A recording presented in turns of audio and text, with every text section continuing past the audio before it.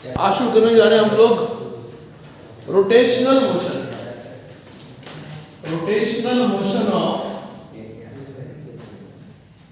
Rigid body. Lecture 1 है ये, ध्यान दीजिएगा। जितनी मैकेनिक्स हम लोगों ने पढ़ रखी है उसका यूज सारा का सारा इसमें आएगा।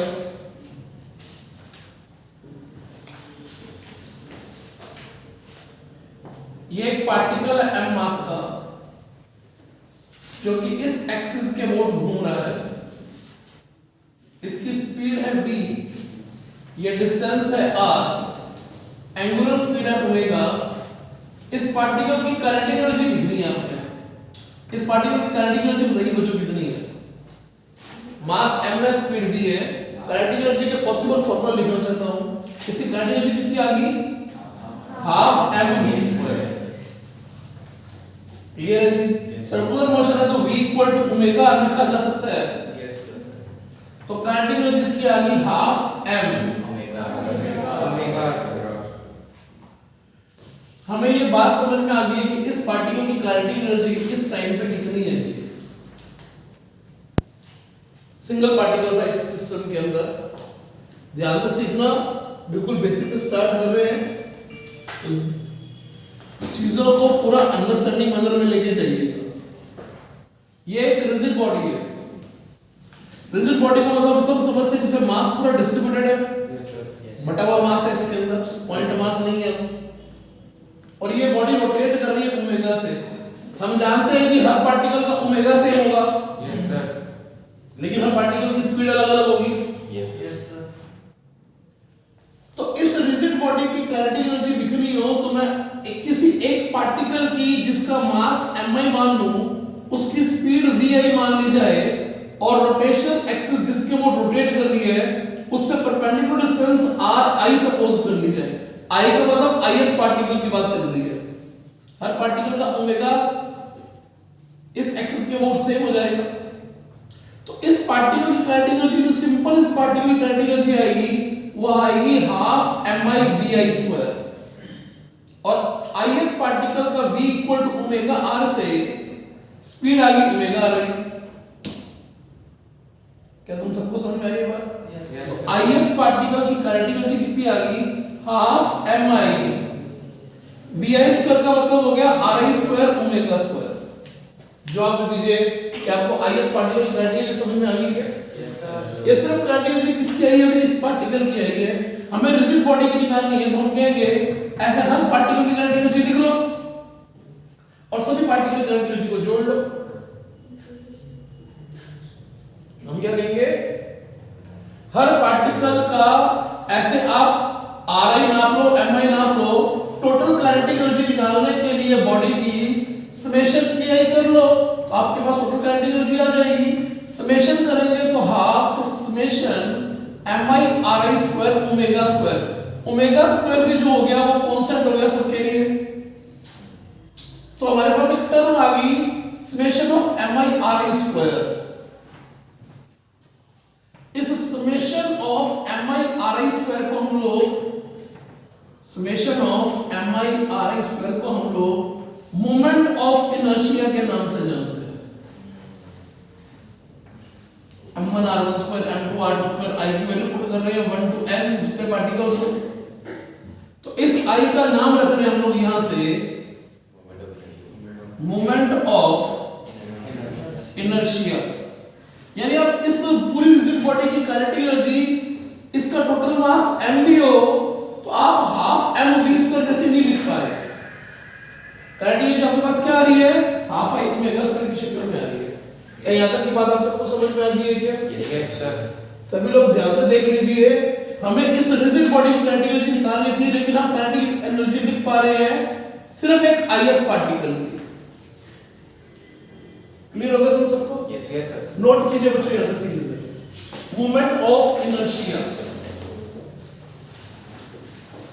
I equal to m1 r1² m2 r2² so on। ये मोमेंट ऑफ इनर्शिया है।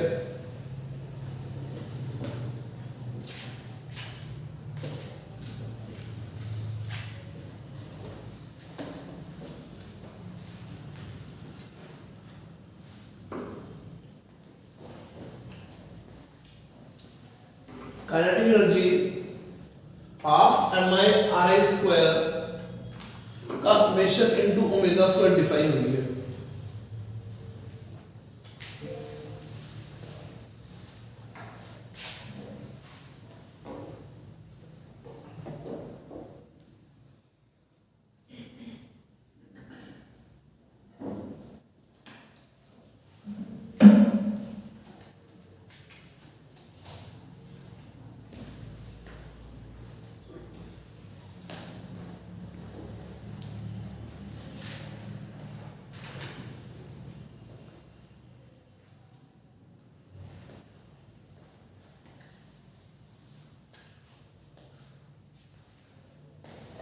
एम बोलो क्या चीज है? Mass of ith particle. R I क्या चीज है? रेडियस नहीं है, इस एक्सिस से इस पार्टिकल के लिए परपेंडिकुलर डिस्टेंस है। आर आई का नाम लिख सकते हैं आप लोग। आर आई का मतलब मैंने बोला perpendicular distance of ith particle from rotational axis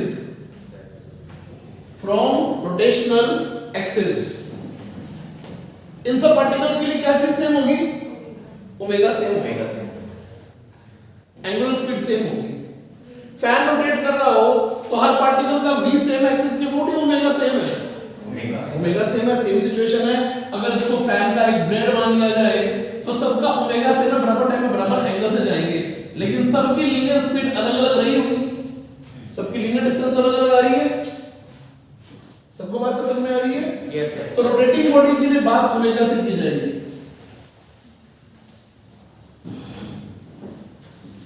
क्या ith पार्टिकल की काइनेटिक एनर्जी कैसे निकाल के total kinetic energy rigid body की क्या लिखा है तुम सबको समझ में आ गया? इस काइनेटिक एनर्जी को बोला करते होते हैं हम लोग रोटेशनल काइनेटिक एनर्जी। क्या नाम है इसका बेटा? रोटेशनल काइनेटिक एनर्जी का फार्मूला बोल दो। I का नाम बोल दो। I का नाम है मोमेंट ऑफ इनर्शिया। I का नाम क्या है? Moment of inertia. I का नाम है मोमेंट ऑफ इनर्शिया।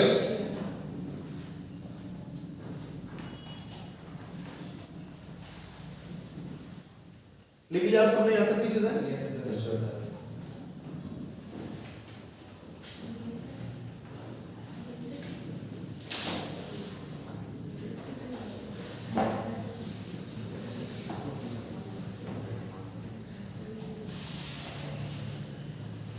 हमें ये बात समझ में आई इस आर्टिकल से कि रोटेटिंग बॉडी की kinetic energy, rotating rigid body kinetic energy simple half mv square जैसी नहीं आ रही है।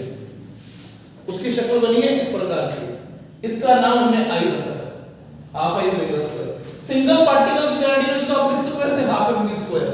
यहां पर भी सिंगल पार्टिकल से स्टार्ट किया है, लेकिन पूरी रिजिड बॉडी की काइनेटिक एनर्जी की शक्ल ऐसी बनी है। यानी इस चैप्टर में हमें एक नई टर्म पढ़नी है और वो टर्म है ये वाली, मोमेंट ऑफ इनर्शिया। क्या टर्म है ये? सारा रोल इसी का रहेगा। सारा रोल इसका क्यों रहेगा तो मैं समझाता हूं, थोड़ा चेक करना। ये डस्टर मेरे हाथ में इस टाइम पे, इस डस्टर को मैं इस एक्सिस के अबाउट घुमा रहा हूं जो इसके इस प्लेन के परपेंडिकुलर सेंटर से पास आउट है। ऐसे कुछ घुमा रहा हूं तो इसकी काइनेटिक एनर्जी कुछ होगी, 1 ओमेगा से घुमा रहा हूं। लेकिन अगर मैं इसको इस एक्सिस के अबाउट घुमाऊंगा सेम ओमेगा से तो मास का डिस्ट्रीब्यूशन अलग है, तो काइनेटिक एनर्जी सेम नहीं होगी, अलग किस्म की होगी। ये वाला घूमने का बिहेवियर अलग था, ये घूमने का बिहेवियर बिल्कुल अलग हो रहा है, जबकि बॉडी वही की वही है, जबकि बॉडी वही की वही है। ओमेगा भी सेम रख रहा हूं। क्या तुम सबको बात समझ में आ रही है क्या? ऐसे एग्जांपल और मैं जैसे इस रजिस्टर की बात की जाए, इस रजिस्टर को अगर इस एक्सिस के अबाउट घुमाऊंगा तो अलग बात है, इस एक्सिस के अबाउट घुमा रहे हो, इसको इस एक्सिस के अबाउट घुमाएंगे तो बात अलग है, इसको इस सेंटर से पास आउट प्लेन में एक्सिस उसके अबाउट घुमाएंगे तो बात अलग है, और बिल्कुल किनारे से पास आउट एक्सिस के अबाउट घुमाऊंगा तो बात बिल्कुल अलग है। रिजिड बॉडी एक ही है, ओमेगा भी सेम रख रहे हैं, हर बार शिफ्ट किसको कर रहे हैं? रोटेशनल एक्सिस को शिफ्ट कर रहे हैं, ना तो मास बदल रहा है ना ओमेगा बदल रहा है, लेकिन फिर भी इसकी काइनेटिक एनर्जी एक जैसी नहीं आ रही है, महसूस हो रहा है कि अलग आ सकती है। इसलिए हमें इस चैप्टर में इस टर्म को पहले पढ़ना जरूरी है जिसका नाम है मोमेंट ऑफ इनर्शिया। तो हमारा पहला फोकस किस पे जाएगा? इस टर्म में जाएगा जिसका फॉर्मूला ये बन रहा है। क्या तुम सबको बात समझ में आ गई है क्या बच्चों? अच्छा ध्यान सुनना, ये चीज घूम रही हो, इसको रोकना हो या घुमाना हो तो अलग तरीके के जोर आएंगे। इसी चीज को अगर इस एक्सिस के ओर घुमाना हो और अगर घूम रही हो और रोकना हो तो अलग किस्म के जोर आएंगे। घुमाने में 4 जोर आ रहा है कंपैरेटिवली, इसको घुमाने में कंपैरेटिवली कम सा जोर आ रहा था। अब मुझे लग रहा है कि मुझे ज्यादा एफर्ट करनी पड़ रही है घुमाने में। ऐसा फील हो रहा होगा तुम्हें भी। बात समझ में आ रही है सबको? तो इस टर्म को हम लोग पहले आइडेंटिफाई करेंगे जिसका सिंबल हमने चूज किया आई, और आई का फॉर्मूला हमारे सामने आया है समेशन mi/ri जिसका नाम है मोमेंट ऑफ इनर्शिया। लिख चुके हो तो तुम लोग यहां पे। तो हम बात करेंगे मोमेंट ऑफ इनर्शिया के बारे में।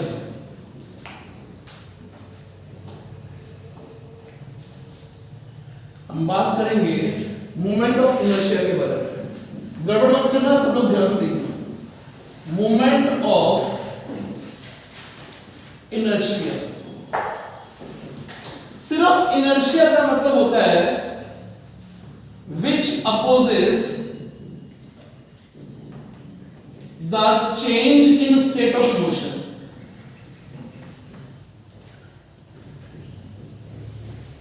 ऐसी प्रॉपर्टी जो मोशन में चेंज का अपोज करती है। कोई चीज रेस्ट में तो रेस्ट में रहना चाहती है, कोई चीज चल रही है तो चलती रहना चाहती है। उस प्रॉपर्टी का नाम क्या है जो मोशन के चेंज का अपोज करती है? इनर्शिया। आना में जब तुझे कुछ समझ में आ जाएगा। मूवमेंट ऑफ इनर्शिया जो पूरा होता है वो भी सेम है। It opposes the change in state of rotational motion. ये रोटेशनल मोशन में स्टेट के चेंज का अपोज करेगा। कोई चीज रेस्ट में तो रेस्ट में रहेगी, कोई चीज घूम रही है तो घूमती रहना चाहेगी। चल तो रही है लेकिन घूमने वाली चल रही है। तो जो उस चीज को अपोज कर रहा है उसका नाम क्या है? उस प्रॉपर्टी का नाम है मोमेंट ऑफ इनर्शिया। क्लियर होगा सबको? मोमेंट ऑफ इनर्शिया बिल्कुल बेसिक सी डेफिनेशन क्या लिखे हम लोगों ने इसकी? The property which opposes the change in state of rotational motion. The property which opposes the change in state of rotational motion is called moment of inertia। Clear है जी? ध्यान से सीखना। मोमेंट ऑफ इनर्शिया के फॉर्मूले लिखेंगे अपने यहां से। सिर्फ एक ही पार्टिकल हो जिसकी किसी रोटेशनल एक्सिस से डिस्टेंस परपेंडिकुलर डिस्टेंस r हो तो मोमेंट ऑफ इनर्शिया का फॉर्मूला होता है mr²। Mass into perpendicular distance का स्क्वायर। r क्या चीज है फिर बोल दो? पार्टिकल की रोटेशनल एक्सिस से perpendicular distance. Perpendicular distance from rotational axis.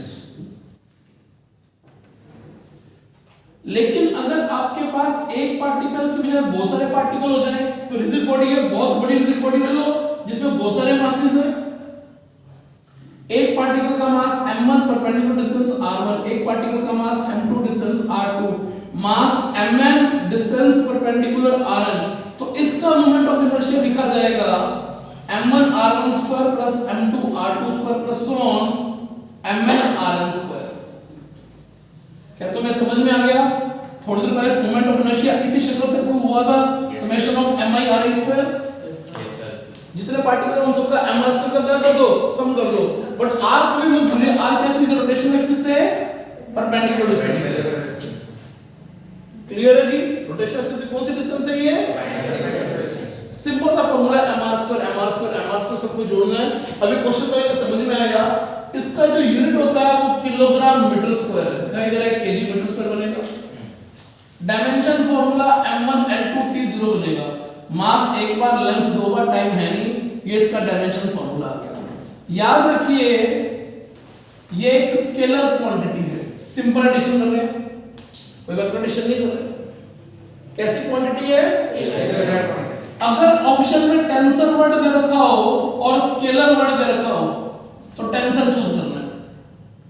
Tensor को कौन सी क्वांटिटीज होती हैं जिसमें एडिशन तो सिंपल अलजेब्रिक हो लेकिन डायरेक्शन डिपेंडेंट हो?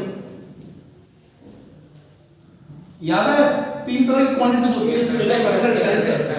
वेक्टर में मैग्नीट्यूड चाहिए, डायरेक्शन चाहिए, उसमें एडिशन हमेशा वेक्टर एडिशन होता है। स्केलर में सिंपल अलजेब्रिक एडिशन होता है। टेंसर में डायरेक्शन होती है लेकिन एडिशन सिंपल होता है। वैसे टेंसर ऑप्शन दिया नहीं होगा तो चूज क्या करना होगा? स्केलर चूज करना होगा। अच्छा, ये डायरेक्शन में कैसे डिपेंड करता है? क्या कैसे कर रहे हो? डायरेक्शन इसमें नॉर्थ साउथ ईस्ट वेस्ट की बात नहीं है। क्या ये mi जो था वो एक्सिस पर डिपेंड कर रहा था कि बॉडी कैसे घूम रही है? हमने देखा कि डस्टर या रजिस्टर जब घूम रहा था तो अलग-अलग एक्सिस के बोर्ड अलग-अलग इंपैक्ट दे रहा था। Yes sir. mi depends upon, वो सबसे इंपॉर्टेंट लाइन है।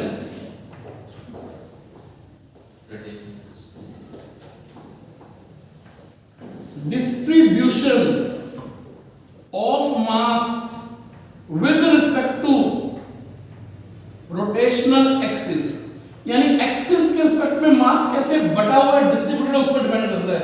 इसमें 3 चीजें आ गई, इसमें डिस्टेंस भी आ गई, मास भी आ गया और एक्सिस भी आ गया। एक्सिस के रिस्पेक्ट में मास कैसे डिस्ट्रीब्यूटेड है उस बात पर डिपेंड करता है। Depends upon distribution of mass with respect to rotational axis. हाँ ना में जवाब दीजिए। क्या तुम्हें कुछ बात समझ में आ गई है? यहां तक की बातें नोट कीजिए कुछ।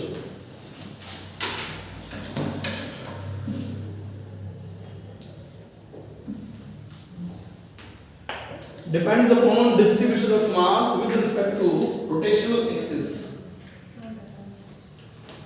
कुछ पूछना बेटा?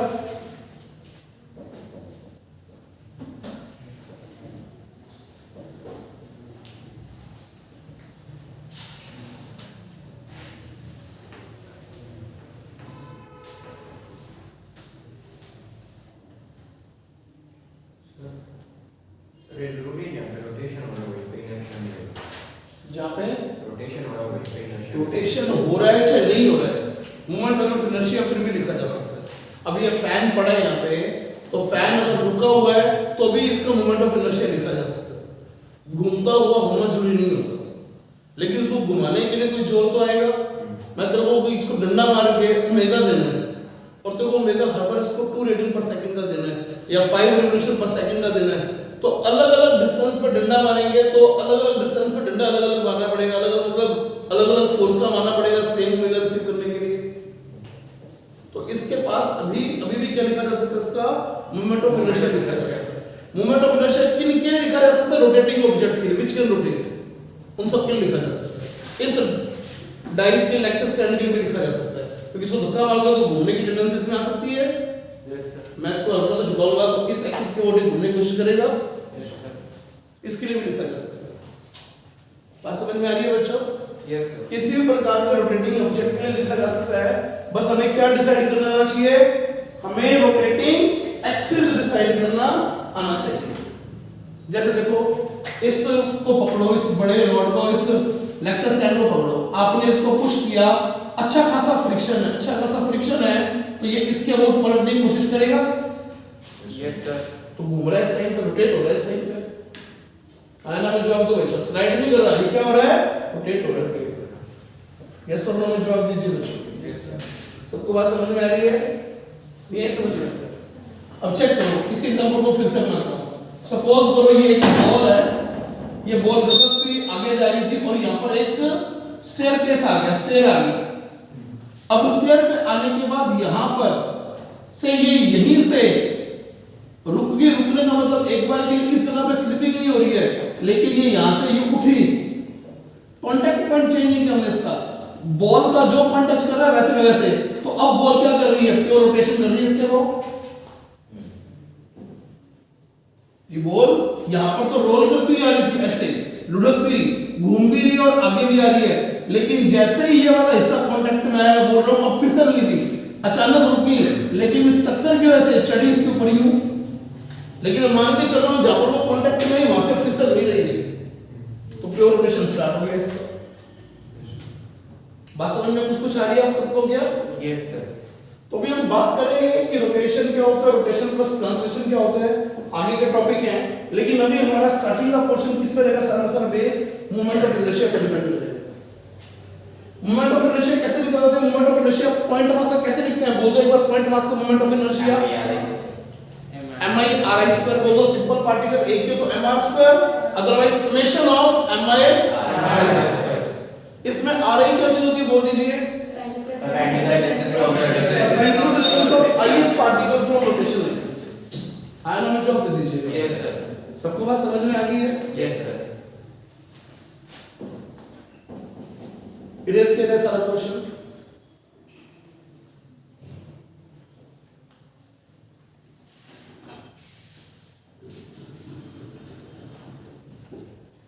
Summation of mi/r²। पार्टिकल अगर एक्सिस पे ही आ गया तो ri 0 हो जाएगा, तो उसका मोमेंट ऑफ इनर्शिया क्या हो जाएगा, 0 हो जाएगा। अगर कोई पार्टिकल एक्सिस के ऊपर आ गया तो परपेंडिकुलर डिस्टेंस 0, परपेंडिकुलर डिस्टेंस 0 तो उसका मोमेंट ऑफ इनर्शिया लिखना भी नहीं है। क्लियर है जी? Yes sir. क्वेश्चन से समझते हैं, क्वेश्चन से समझते हैं भैया, ध्यान देना भैया।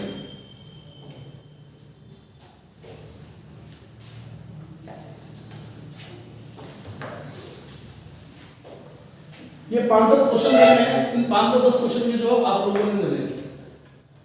शुरुआत करता हूं। ये एक स्क्वायर फ्रेम ले लिया मैंने, मासलेस है, इन पे 4 पॉइंट मासेस पड़े हैं। ए साइड का स्क्वायर है,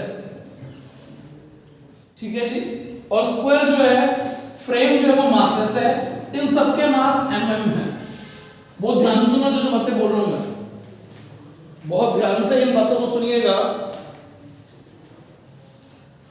सबसे पहली पहचान जो करनी होती है वो पहचान करनी होती है एक्सिस की। जो बोल रहा हूं उसको ढंग से सुनना भी है, गड़बड़ मत करना, याद रख देना भाई साहब। क्वेश्चन ये दे दिया, अब क्वेश्चन के पार्ट लिख रहा हूं, आपको mi निकालना है।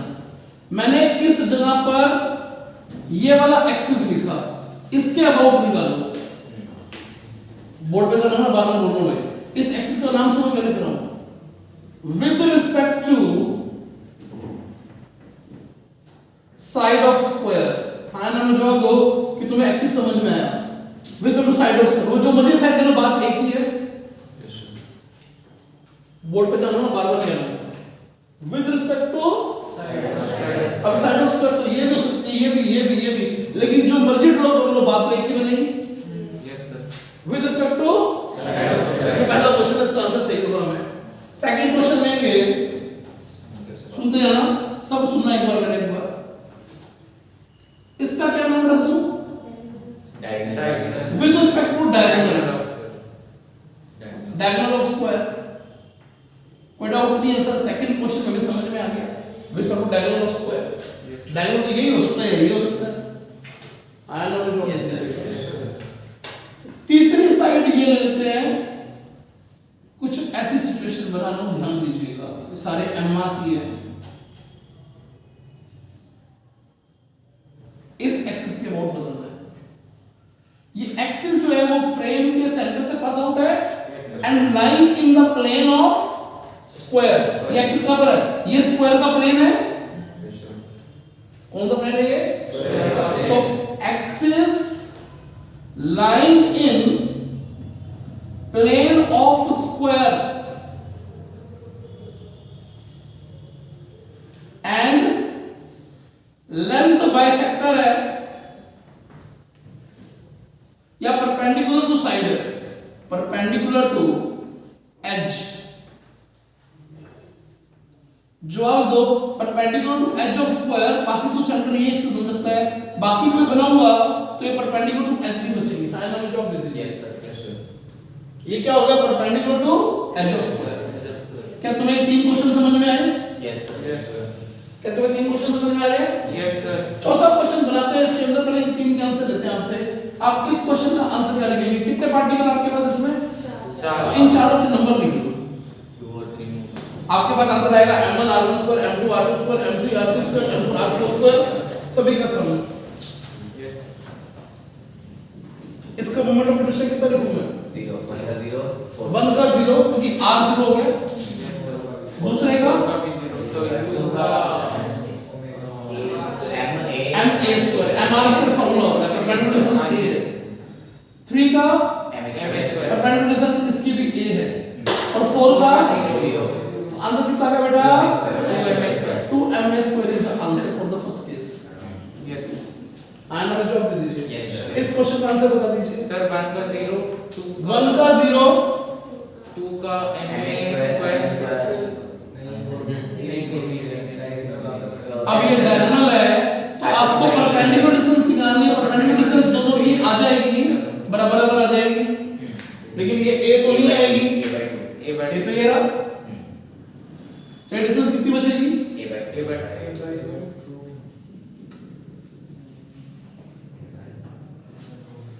हाथ ही टूटा है या फिर दिमाग में भी छोड़ गया है साथ में? ठीक है ठीक है।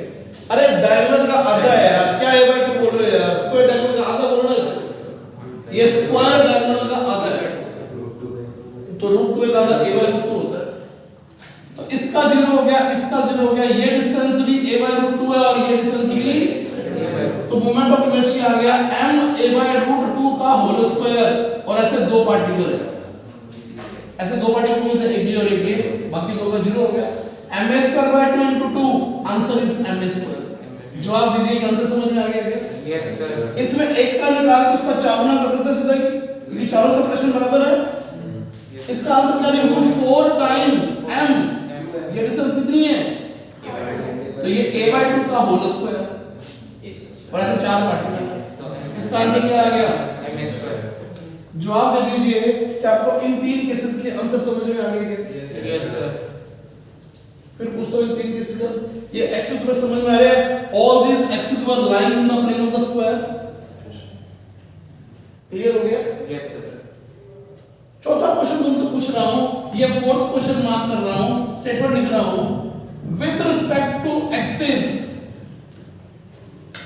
Perpendicular to plane of square passing from one of mass,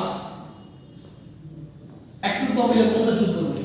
sir ये plane Perpendicular to axis of, sorry, perpendicular to axis, sorry, with respect to axis perpendicular to plane of square, sir centre passing from one of the mass। तो कैसे बनाऊं? इसके plane के perpendicular लेना है, किसी एक से मास से क्रॉस करना है। अंदर की तरफ जाएगा सर। अंदर के बाद जो मर्जी बोल दो, ऐसे डायग्राम बनेगा। एक्सिस ये हो गया। हाँ ना, मुझे आप दो फोर्थ क्वेश्चन समझ में आ गया? Yes sir. इसका तो 0 ही हो गया। हाँ सर। इसका आएगा, इसका आएगा, इसका आएगा। इसकी दूरी a, Yes, इसकी sir. दूरी a, इसकी डिस्टेंस √2a। तो इसका आंसर आ गया m a स्क्वायर वाले तो 2 हो गए और एक आ गया m टाइम और 2m a square, 2m a square answer कितना आ गया? सिस्टम एक ही है लेकिन अलग-अलग एक्सिस के अबाउट आंसर अलग-अलग आ रहे हैं वैसे। क्या तुम्हें चार क्वेश्चन समझ में आ गए? Yes, sir. पांचवा क्वेश्चन ले लीजिए इसका। With respect to axis perpendicular to its plane passing from center of square, axis बात करोगे कौन सा हो गया? सेंटर से pass out perpendicular to plane. क्या तुम्हें समझ में आ गया? चारों का सेम आंसर आएगा। एक का लिख के 4 गुना करना है। एक की दूरी कितनी रहेगी? a by √2। इसका आंसर आ गया m टाइम a by √2 का होल स्क्वायर और ऐसे चार पार्टिकल। जवाब दे दीजिए कि आपको सारे आंसर समझ में आ गए जो लिखवाए हैं? पक्का जवाब दे दीजिए। कुछ लोग पूछो तो पूछ लीजिए बच्चों। चाहिए क्या होता है? फिर से पूछ देख लीजिए। पार्टिकल का mass, perpendicular distance from rotational axis और सभी का अलग-अलग करके summation m by r square m1 r1 square plus m2 r2 square plus m3 r3 square plus so on। क्या तुम सबको बात समझ में आ गई है? नोट कीजिए बच्चों।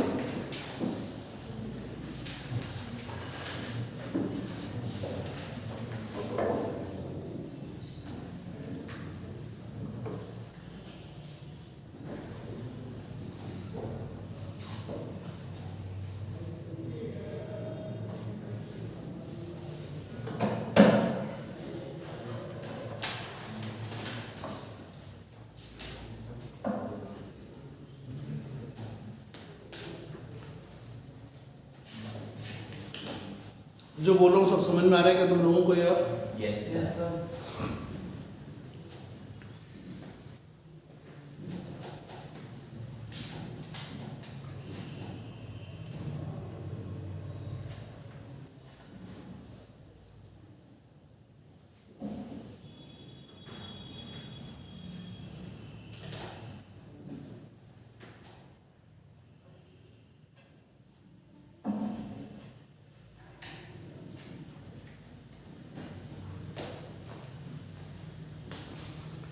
परपेंडिकुलर टू प्लेन ये समझ में आना चाहिए, लाइंग इन द प्लेन समझ में आना चाहिए, यही दो वर्ड इंपॉर्टेंट रहेंगे। मैक्सिमम इन्हीं का यूज होगा, लाइंग इन द प्लेन और दूसरा होगा perpendicular to plane of that object.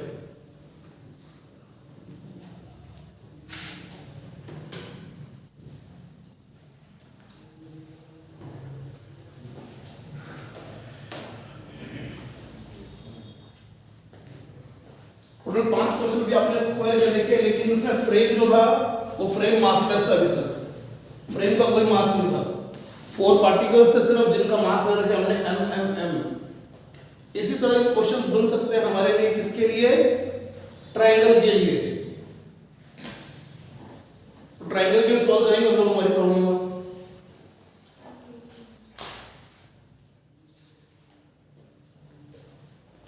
Triangle का डायग्राम बना रहा हूं। ए साइड का इक्वेटर ट्रायंगल है जिनके वर्टिसेस पे सेम मास m पड़ा है। इक्वेटर ट्रायंगल है साइड ए का। पहला m है तो इसके अबाउट निकालना है। इसका क्या मतलब हो गया आपको पता लग गया? क्या मतलब हो गया इसका? हाइट नहीं बोल, इसे बोल साइड ऑफ द ट्रायंगल। चाहे यू निकाल, चाहे यू निकाल, चाहे यू। ट्रायंगल की एक साइड के अबाउट निकाल रहे हैं। एंड नाम जो आप दीजिए about one of the edge हो गया ये। तो इसके अबाउट आंसर क्या आएगा? तो ये लिखा दो भाई साहब, स्क्वायर के इसके लिए, ट्रायंगल के लिए। इक्वेटर ट्रायंगल है, 2 का तो हो गया 0। तीसरे की परपेंडिकुलर डिस्टेंस बताओगे तो बात बनेगी भाई साहब। और ये डिस्टेंस पक्का a नहीं है, ये तो ये 3 ये होगी √3a/2। आना में जवाब दो भाई साहब। अगर ये a है तो पक्का ये a sin 60 है, थीटा के सामने परपेंडिकुलर। परपेंडिकुलर अपॉन हाइपोटेन्यूज लिख दिया तो a sin 60 √3a/2। तो कितना आंसर आ गया मोमेंट ऑफ इनर्शिया का इस क्वेश्चन का? साफ लिखा इधर है 3ma²/4। क्लियर है ये सबको?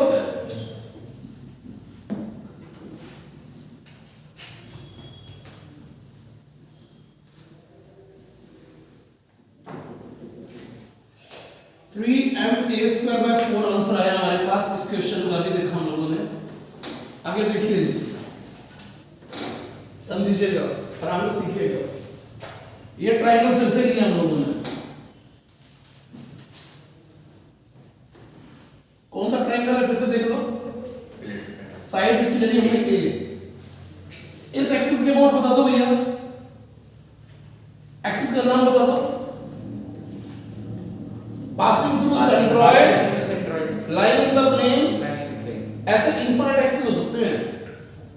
Passing through centroid line in the plane, ये भी है, ये भी है, लेकिन एज के परपेंडिकुलर है। आयना में जवाब दे दीजिए। एक्सिस की पहचान आ गई तो सबको क्या? इसका मोमेंट ऑफ इनर्शिया लिख दो भाई साहब। आंसर बोलो भैया। 1 का कितना आ जाएगा? 0। 2 का कितना आ जाएगा? और ऐसे कितने पार्टिकल हो गए? 2। क्या तुम्हें आंसर समझ में आ गया क्या यार? Yes sir. एक का 0 बोल चुके हैं, 2 3 का ये आ गया, तो दोनों का करके डबल कर दिया वैसे। बहुत मुश्किल लग रहा होगा। नहीं सर, वो सुखा मामला है, समझ नहीं है। यस इसमें कोई दम नहीं है। इसमें कोई दम नहीं है। हमेशा हमारे सामने ये चीज है, पक्का बता दीजिए। Yes sir. ये सौ से क्वेश्चन है। सौ से क्वेश्चन करें या तो एक क्वेश्चन का जवाब दे दीजिए। अभी तक पूछे गए क्वेश्चन में सबसे मुश्किल क्वेश्चन हो सकता है कई बच्चों के लिए ये वाला जो अब पूछना। करने को तो बहुत सारे क्वेश्चन किए जा सकते हैं, ये भी बहुत आसान सा क्वेश्चन है। सबसे मुश्किल इसके बाद पूछता हूं। ये एक्सेस कौन सा का पहचान कीजिए। ऐसे क्रॉस करके मार्क किया है, मतलब परपेंडिकुलर टू प्लेन है। परपेंडिकुलर प्लेन है। ठीक है। passing from center of any edge, किसी एक एज के परपेंडिकुलर सेंटर से पास आउट है लेकिन उसके प्लेन के परपेंडिकुलर है, तीनों में ही आएगा आंसर तो, तीनों में ही आएगा, इसकी दूरी भी आ रही है, इसकी भी आ रही है, इसकी भी आ रही है, फटाक से आंसर बताओ भैया, 1 का 2 का सेम होगा, 3 का लिखना है, 1 का बोल दो m a by 2 का स्क्वायर, a by 2 का स्क्वायर, ऐसे कितने पार्टिकल, तो ऐसे 2 particle, m so 3 a by 2, root 3 a by 2 का स्क्वायर, जवाब दो भैया, Yes, sir. क्या सबको ये आंसर समझ में आ गया क्या? यस सर, ये समेशन रूट 3 a by 2 अभी निकाला हम लोगों ने, ये रहा, कोई दिक्कत नहीं है, नहीं आया समझ में? m1 r1 square plus m2 r2 square plus m3 r3 square, तीनों लिखे हुए हैं यहाँ पे, m1 r1 square, m2 r2 square, m3 r3 square, जवाब दो बेटा, सबको समझ में आ रहा है क्या? यस सर, अब मुश्किल क्वेश्चन अब दे देता हूँ, ये मुश्किल क्वेश्चन है, ये वाला एक्सिस है सर, ये सेंट्रॉइड है, centroid, क्या लिख रहा हूं, perpendicular to plane passing from centroid, सबको समझ में आ रहा है कि एक का लिख दिया तो तीनों का लिख दिया क्योंकि तीनों आइडेंटिकल है, एक का लिख दिया तो तीनों का लिख दिया क्योंकि 3 टाइम कम है, अब जिसको ये सेपरेशन पता उसका आंसर आ गया भाई साहब, क्योंकि आंसर तो आपके साफ दिखाई दे रहा है 3m r², ये r क्यूब जिसको पता उसका आंसर आ गया, रूट 3 a by 2 तो पूरी डिस्टेंस होती है बेटा, रूट 3 2 रूट 3 इस r की वैल्यू कितनी होगी, रूट 3 a by 2 का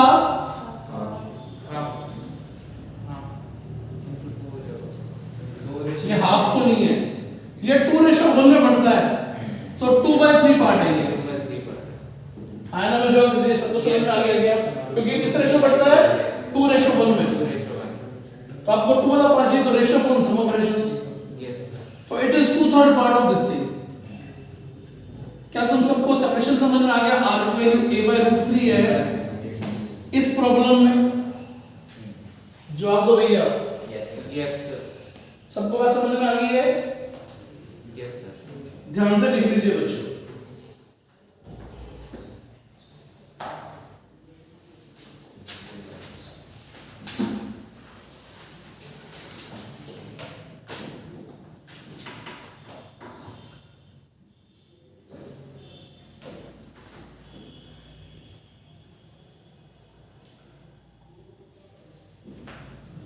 क्या सारे डिफरेंट एमआईज आपको निकालने आ गए पार्टिकल्स के, यस सर,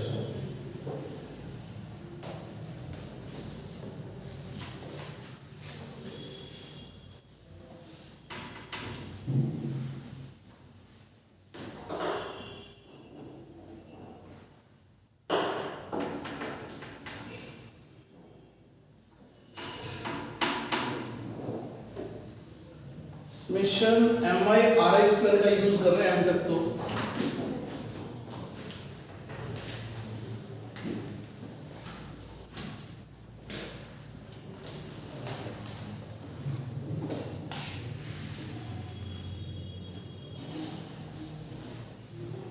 तो मोमेंट ऑफ इनर्शिया निकाल रहे हैं जी, 3mr² में r की वैल्यू आ गई है a by रूट 3,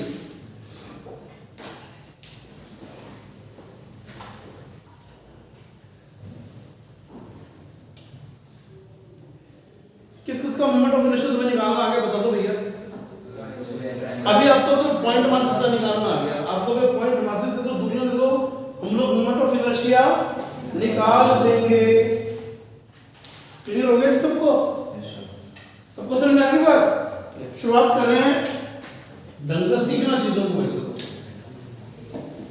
ये ढंग सारी चीजें तो जल्दी लिखे भैया,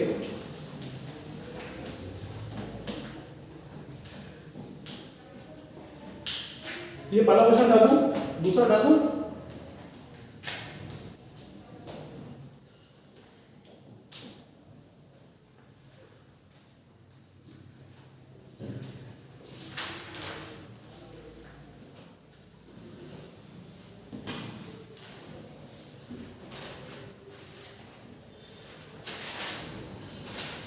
आगे समझ में, हेडिंग देख लीजिए,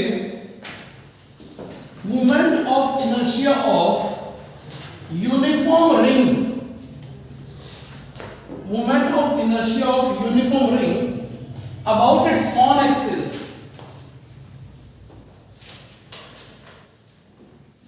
About its own axis. About its own axis. इसके खुद के एक्सिस के अबाउट रिंग बताओ भैया क्या चीज होती है? बीच में से खाली कड़ा जैसा हो गया ये चीज, या तो यू शो कर लो या यू शो कर लो। सारा एम मास आर रेडियस बोलते हैं। ये यूनिफॉर्म रिंग का मतलब बताओ भैया,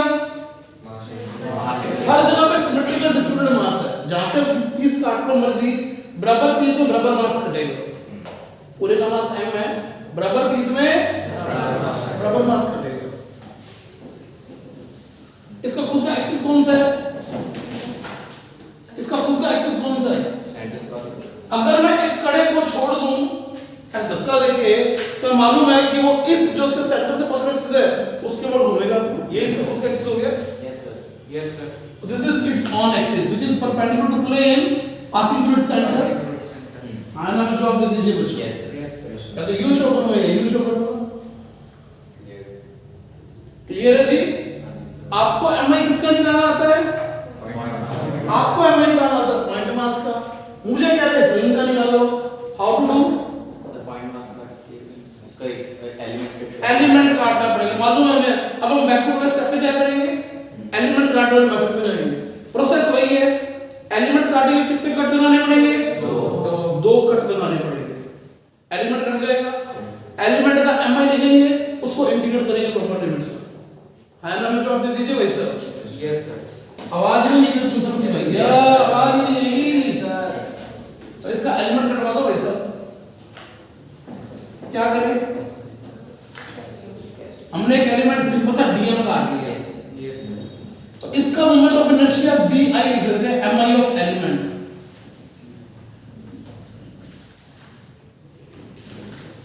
कितना आ गया एलिमेंट का मोमेंट ऑफ इनर्शिया? ये सेपरेशन आ जाएगा डीएम आर स्क्वायर। ये क्वेश्चन सबसे आसान क्वेश्चन है क्योंकि आर स्क्वायर सबके लिए कांस्टेंट हो गया। Yes, sir. तो सिर्फ टोटल आई निकालने के लिए जो डीआई को इंटीग्रेट करेंगे तो इंटीग्रेशन डीएम आर स्क्वायर में आर स्क्वायर तो पहले इंटीग्रेशन से बाहर आ गया। Yes, sir. ये डीएम डीएम डीएम का इंटीग्रेशन कैपिटल एम बन जाएगा। जवाब दे दो। Yes, sir. क्या तुम्हें रिंग का आंसर समझ में आ गया? About its own axis. Yes, sir. समझ में नहीं आया तो मुझे बेटा ध्यान नहीं दो, समझ में आना मुश्किल है। प्लीज समझ में आया ना? ये कह रही है पर ध्यान नहीं था ना बेटा। सर नहीं ध्यान से था, वो डेस्क से कर रही थी। अब हम लोग जो कांसेप्ट खिसक गया डेस्क के साथ उसे भी सरका लेते हैं। डेस्क का निकालते हैं अपने, डेस्क का निकालते हैं। बात तो तेरी सही है। डेस्क का निकालने के लिए पहले रोड्स वाला का निकालना पड़ेगा। पहले रोड्स का निकालेंगे धीरे धीरे करके। पहले इसको खत्म करके रोड का निकाल लेते हैं, फिर डेस्क का निकालेंगे, धीरे धीरे पहुंच जाएंगे उस चीज तक। कोई समस्या नहीं है, पर पहले इसको सॉल्व कर लेते हैं वापस। आराम से सीखना, गड़बड़ मत करना है। आराम से सीखना है, गड़बड़ नहीं करनी है। ढंग से सुनिएगा, याद ध्यान दीजिए। यहां से आर डिस्टेंस पर सारे एलिमेंट हैं, डीएम डीएम डीएम। तो एक डीएम जो कटा उसका मोमेंट ऑफ इनर्शिया क्या बन जाएगा? इसका मोमेंट ऑफ इनर्शिया बन गया डीएम आर स्क्वायर। हमें पता है कि सारा में से आर स्क्वायर तो कॉमन ही आ जाएगा, तो सिर्फ डीएम को इंटीग्रेट करना पड़ेगा। सारे डीएम डीएम का इनर्शिया क्या बनेगा? M R square. क्या तुम सबको बात समझ में आ गई है? एम आई ऑफ रिंग कितना आया? एम आर स्क्वायर आ गया। जवाब दो भैया। किस एक्सिस के अबाउट आया ये? About its own axis. कितना आ गया एम आई? ये रिजल्ट याद रखने, याद हो जाएंगे धीरे धीरे। पहले इसको लिख लीजिए, फिर बात करेंगे आगे। अब तुम्हें एमआई किस किस के पता है? पॉइंट मास का पता है। अब किसका पता साथ में हमें? रिंग का तुम्हें किस एक्सिस के वो पता है? अबाउट इट्स ऑन एक्सिस या passing through its centre perpendicular to its plane. It is passing through its centre perpendicular to its plane. हां ना, जवाब दे दीजिए। अब तुम्हें कौन कौन से एमआई पता समझ में आ गया है? Yes, yes, sir. लिख लिया आप सबने इस आर्टिकल को भी?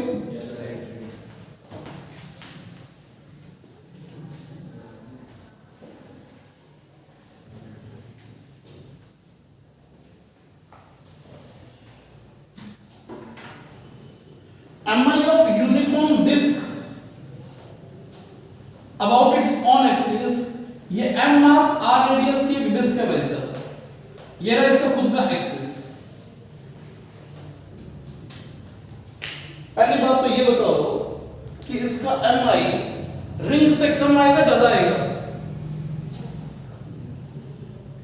इसका मास भी m ही है, रेडियस इसकी भी r ही है, तो इसका MI कम आएगा ज्यादा आएगा? सोच के जवाब देना भैया। MI का फॉर्मूला क्या होता है? पहले जो बोला था वो बोल रहा है, तो मुश्किल क्यों बोल रहा है? Summation of MI RI square. पहले सारा मास r दूरी पे था, अब मास को आप अंदर फैला चुके हो, नजदीक लेके आए हो, दूर नहीं किया आपने। पहले सारा ही m r दूरी पे था, लेकिन अब कोई पीसेस नजदीक आ गए तो दूरियां घटी हैं बढ़ी हैं? एलिमेंट्स की दूरियां तो घटी हैं, MI पक्का कम हुआ होगा, बड़ा नहीं होगा वैसे। क्या ये फील आ रहा है क्या? बिना फील के बात समझ में नहीं आएगी। m मास की r रेडियस की एक बॉल होलो और एक सॉलिड बॉल m मास r रेडियस की, तो MI ज्यादा आएगा होलो बॉल का, क्योंकि सारा मास दूर दूर है। मास नजदीक आता है तो दूरियां कम होगी। फॉर्मूला क्या था? m1 r1 square m2 r2 square m3 तो भाई साहब मासेस की दूरियां तो घटी हैं, बड़ी थोड़ी है। तो MI तो न्यूमेरिकली क्या हुआ होगा? कम हुआ होगा। यस और नो में जवाब दीजिए, बाकी आंसर निकाल देखते हैं क्या आते हैं। क्या तुम्हें समझ में आ गया MI किसका निकालना है? किसका निकालना है? यूनिफॉर्म डिस्क का निकालना है। किसके अबाउट निकालना है? अबाउट इट्स ओन एक्सिस या फिर axis which is passing through its center perpendicular to its plane, passing through axis, passing through its center perpendicular to its plane। कैसे करेंगे वैसे थोड़ा आइडिया दे दीजिए आप लोग भी मुझे। तो एक रिंग का एलिमेंट कटेगा जी, ये बहुत सही कहा कि रिंग का एलिमेंट कटेगा, क्योंकि पॉइंट मास तो बहुत सारे काटने पड़ेंगे। रिंग काटेंगे तो लिमिट भी है हमारे पास। रिंग काटने के लिए कितने कट लगाने पड़ेंगे? किसी भी एलिमेंट को काटने के लिए 2 कट लगाने पड़ते हैं, 2 कट लगाने पड़ेंगे। थोड़ा रिंग का साइज बड़ा करता हुआ, इस डिस्क का साइज बड़ा करता हुआ एलिमेंट कटवाइए बॉस। इसका पूरा मास m रेडियस r, एलिमेंट कटवाइए जी। रिंग काटना है तो 2 कट लगवा दो, छोटे r पे जाके 1 कट और दूसरा कट r प्लस dr, ये रिंग अलग हो गया है ना? मैं जवाब दे दूं। इसकी मोटाई कितनी बोली हम लोगों ने? हमने इसकी मोटाई बोल दी dr r का कट था और r प्लस dr का कट दिया है ना? मैं जवाब दे दीजिए। अब सबसे पहले तो इसका dm लिखना पड़ेगा। इस रिंग का dm लिखा दो वैसे।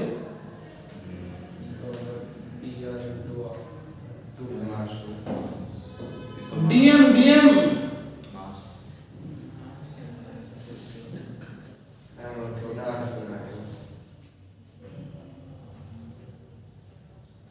पूरे चीज को काट देंगे, पूरे से आगे माइनस कर देंगे।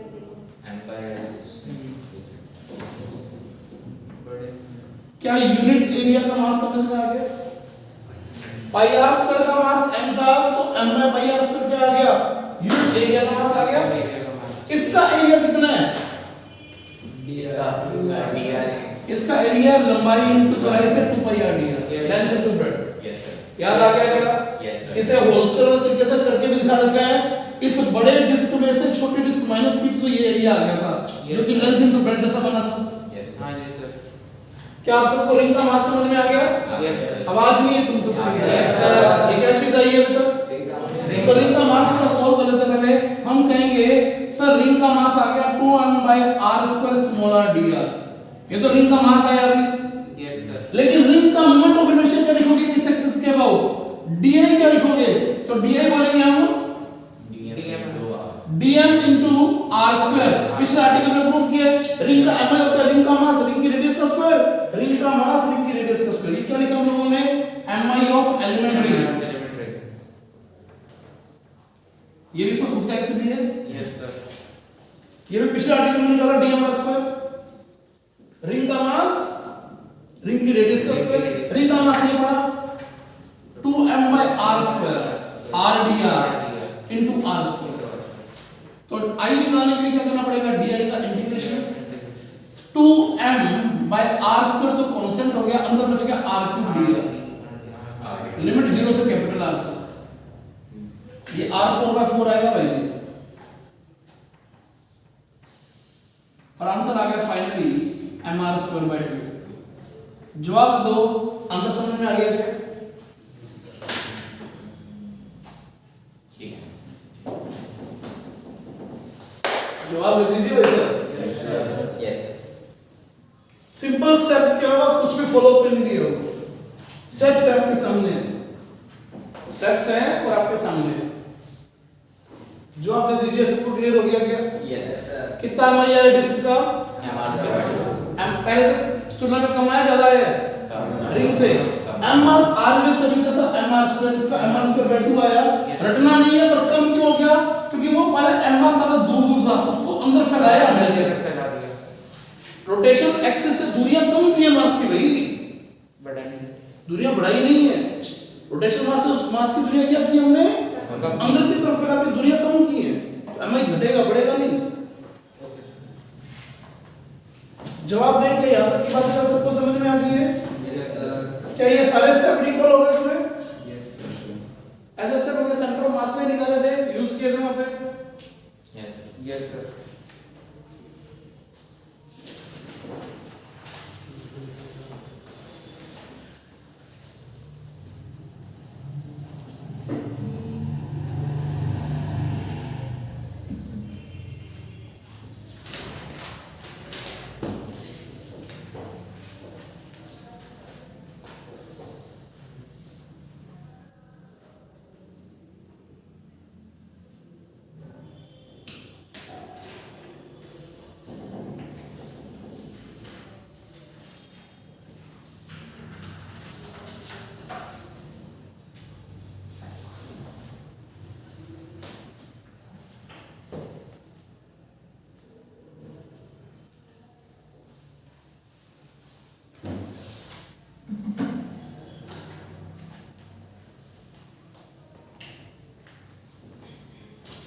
अब तुम्हें किस किस के एमआई पता लगे वैसे बता दो। Point mass. अब तो पॉइंट मास का पता लग गया, रिंग का about its on axis, disk का about it own axis, answer पता लग गया। यस सर यस और नो में जवाब दीजिए वैसे। Yes, sir.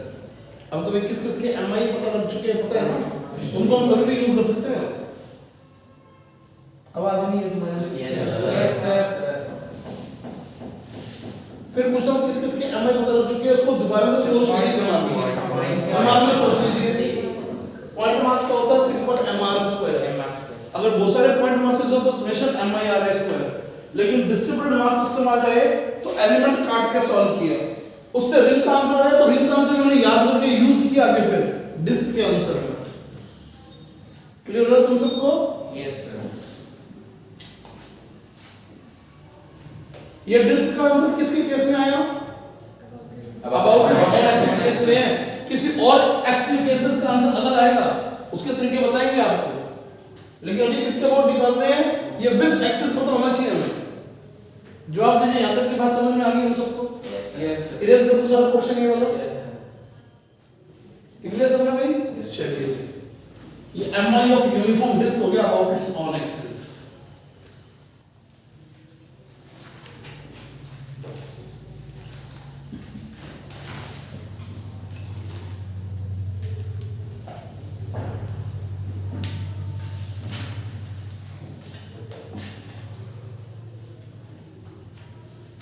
Moment of inertia of a uniform road. Moment of inertia of uniform road. Road वो चीज होती है जिसका क्रॉस सेक्शन एरिया लेंथ के कंपैरेटिवली नेग्लिजिबल हो। इसका क्रॉस सेक्शन एरिया जो है वो बहुत छोटा है लेंथ के कंपैरेटिव, तो रोड है। वरना ये सिलेंडर या क्यूब या क्यूबॉइड बन सकते हैं, बड़ी बात नहीं है। Yes, sir. समझ में आ गया? Cross section area is very negligible in comparison to length. ये मास m है, लेंथ l है। इसके तीन क्वेश्चन सॉल्व करवाऊंगा भैया तुम्हें। कितने क्वेश्चन सॉल्व करेंगे? तीन क्वेश्चन सॉल्व करेंगे इसके। शुरुआत करते हैं पहले क्वेश्चन की। इस एक्सिस का नाम पता होना चाहिए।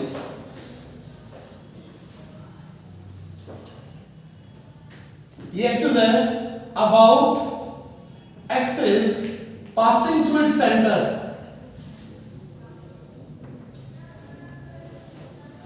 Perpendicular to its length. Rod के पास लेंथ होती है, रॉड के पास प्लेन नहीं होता है। 2D ऑब्जेक्ट के पास प्लेन होता है, रॉड के पास क्या होगी? Length. Axis which is passing through centre perpendicular to its length. इसका कोई प्लेन नहीं है। जो बोल रहा हूं तुम सबको समझ में आ रहा है क्या? What an axis passing through centre perpendicular to its plane. M mass L radius की है। एलिमेंट चूज करवाइए जी। क्या एलिमेंट कटेगा रॉड का? डिस्क हो ही सकती, क्रॉस सेक्शन देगा तो नेग्लिजिबल बोल दिया हमने।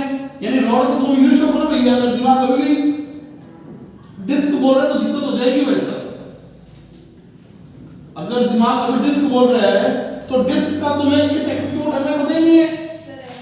सर ऐसे रॉड की तुमको भी इसमें पॉइंट मास कटेगा जी, क्योंकि इसकी लेंथ कंसीडरेबल है, ये चीज तो कंसीडरेबल ही नहीं है, ये तो तार जैसी होगी। Yes sir. बोल रहे cross section area is negligible, इसको डिस्क बोलते ही मामला डेटा हो जाएगा। इसका मतलब तो फिर सिलेंडर बोल रहा है इसको। अगर ये होलो होता तो उसको एलिमेंट को तो रिंग बोलता, सॉलिड तो डिस्क बोलता, लेकिन उसके ऐसे तो साइज को मान रहा है। मैं कह रहा हूं ये साइज नेग्लिजिबल है, तब ये रॉड है, अदरवाइज ये सिलेंडर है। मायना में जवाब दे दीजिए।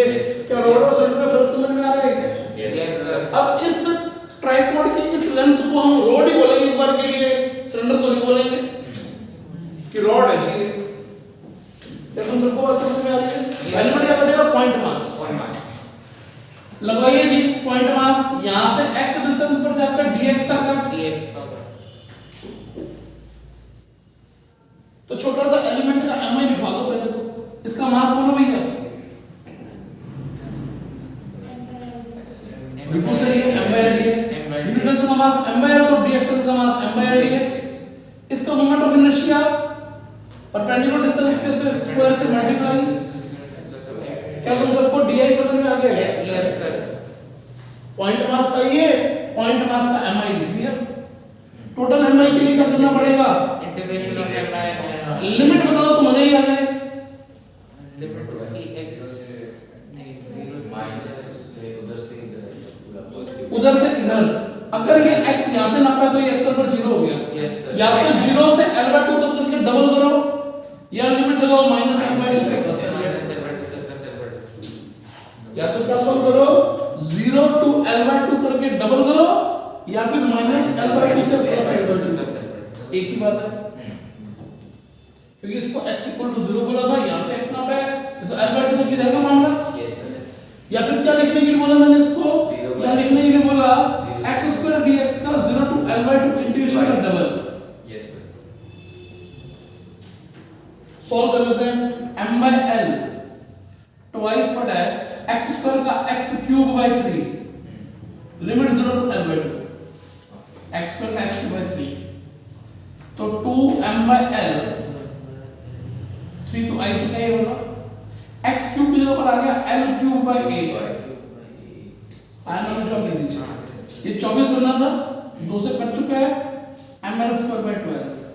जवाब दीजिए भाई साहब, आंसर समझ में आ गया कि ml²/12? Yes sir. यस और नो जवाब दो। Yes sir. क्या आंसर आ गया इसका?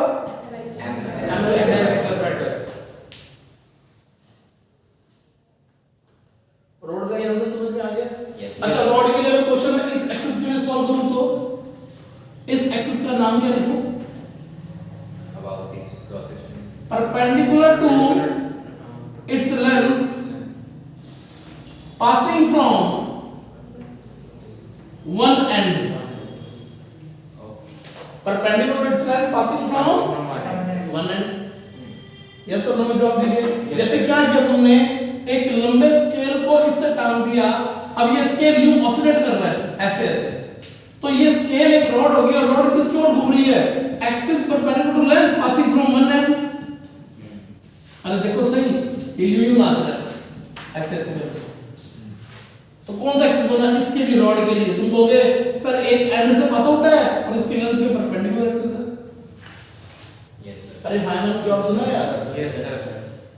इसके वोट mi लिखना है, तो प्रोसेस तो सेम रहेगा। m by l dx x² ये mi आ गया, लेकिन इंटीग्रेशन की लिमिट क्या जाएगी? अब लिमिट जाएगी 0 से l तक। तो ये m by l तो वैसे ही x³/3 का l³/3 आंसर आ गया ml स्क्वायर बाय 3, उसका आंसर आया था ml स्क्वायर बाय 12, अब आ रहा है ml स्क्वायर बाय 3, ज्यादा है क्योंकि दूरियां बढ़ गई, x से दूरियां बढ़ गई। यस और नो में जो आपको दिया Yes, sir. जो बोला वो तुम सबको समझ में आया क्या? Yes, sir. पक्का बोल दीजिए। Yes, sir. आज के लेक्चर में इतना ही है, जितना करवाया है इस सारे को आज आप दोबारा से जाके एक बार देखेंगे, समझेंगे, सारे पूरे आर्टिकल्स को आज लिख के रिवाइज करेंगे, ये सारे डेरिवेशंस। Okay, sir. बात समझ में आ गई? आज का काम क्या है? सारा रिवाइज करना है इमाम राजा को। Okay, sir. काफी है जी आज के लिए। Thank you, sir.